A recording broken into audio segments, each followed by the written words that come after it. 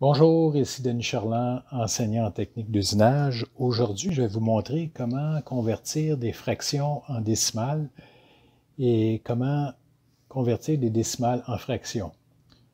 Donc, dans le métier de machiniste, il arrive assez souvent qu'on ait sur les plans, les dessins de pièces qu'on a fabriquées, des dimensions qui sont en fractions. Et puis, on doit les convertir en décimales. Donc, si je prends par exemple, je commence avec une fraction, on parle de fraction dans le système impérial. Donc, je commence avec une demi. Donc, une demi, un demi-pouce, ça donne combien en décimales? Bien, on peut prendre la calculatrice, puis on fait 1 divisé par 2, ça donne 0,5. Habituellement, les dessins d'usinage, sur les dessins d'usinage, les dimensions, on les retrouve, je pourrais dire à peu près à 80%, 85% du temps, les dimensions sont définies en millièmes de pouce. Donc, quand je dis en millièmes de pouce, je parle de 3 décimales après le point. Donc, une fraction d'un demi-pouce en décimale va être égale à 500 millièmes de pouce. D'accord? Donc, comme je vous dis, 3 décimales après le point, c'est ce qu'on rencontre, disons, le plus souvent sur les plans. Les plans pour un machiniste, les plans de pièces qu'on a fabriquées. Si on prend un autre exemple, supposons un huitième. Donc, un huitième en décimale, ça va donner, si on prend la calculatrice, on fait 1 divisé par 8, ça donne 0,125. Et on va dire 125 millièmes. Ensuite, j'en prends une autre fraction, toujours dans le système impérial, 5 seizièmes de pouce. On prend la calculatrice et on fait 5 divisé par 16 et ça nous donne 0,312. Je dis 312, mais je vais dire 0,3125. OK, ici la différence, c'est que en faisant la fraction, j'ai une quatrième décimale qui est apparue, et puis c'est un 5.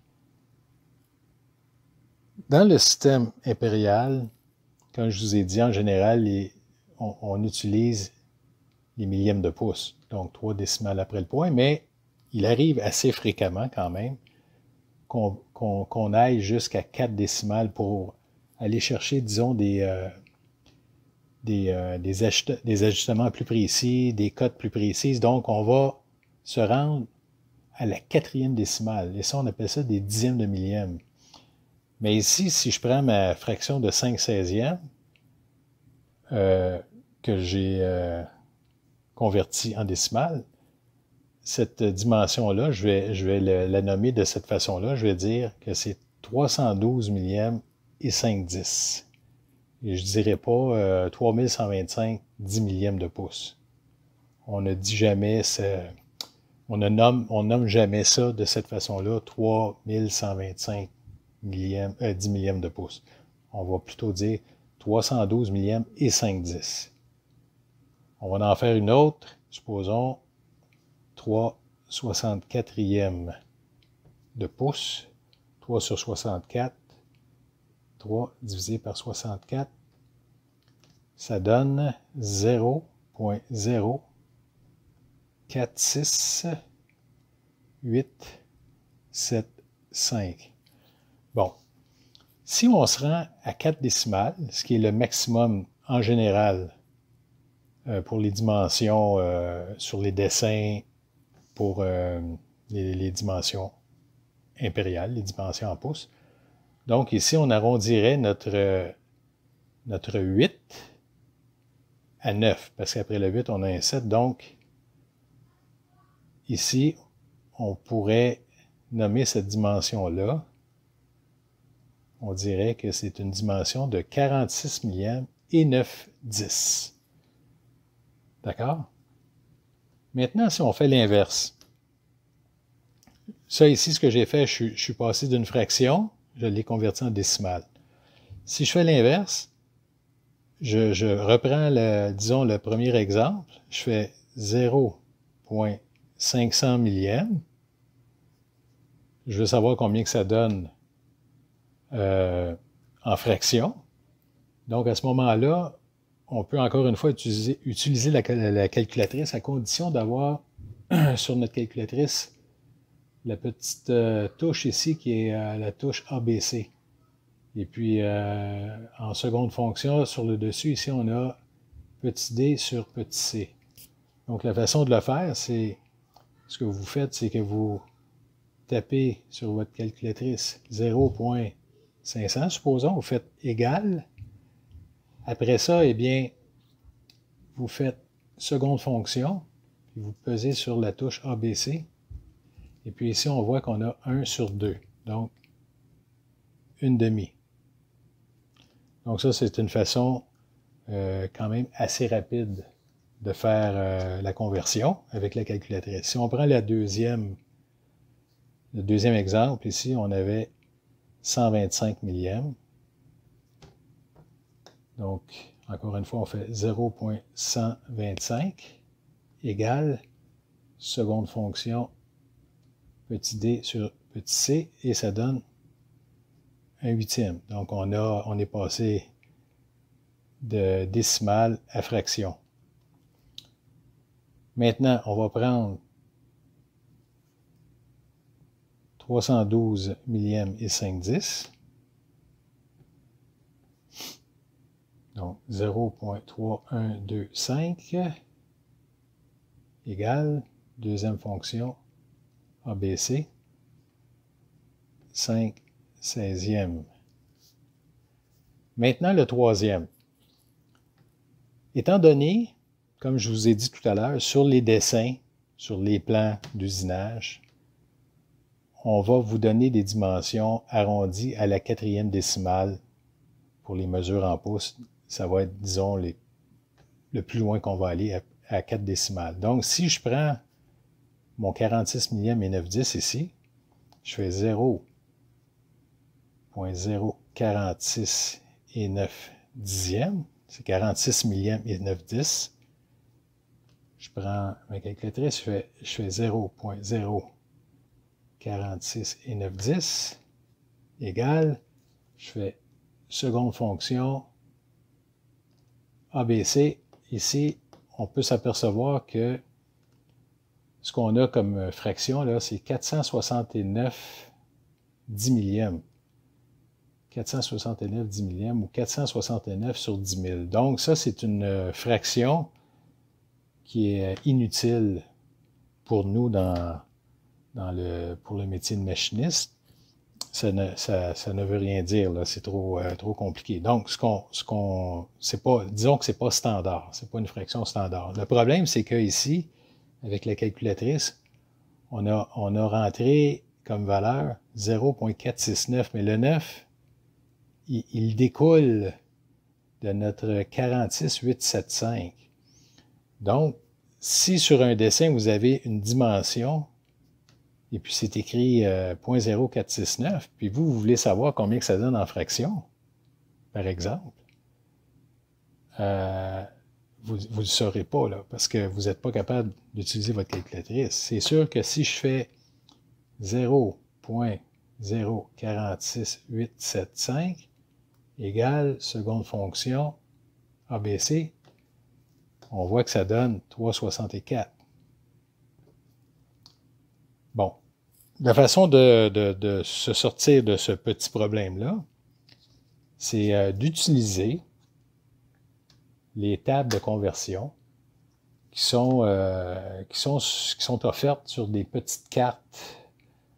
Souvent, c'est des cartes qui sont c'est des petites cartes qui sont en plastique ou en carton dur. Puis ces cartes-là sont fournies par les vendeurs d'outils. Surtout les vendeurs, ceux qui vendent des... quand je dis vendeurs, là, je parle des fournisseurs d'outillage pour le métier de machiniste. Donc, on parle de forêt, comme supposons ici, j'en ai un forêt. Ça, c'est un forêt de 31,64.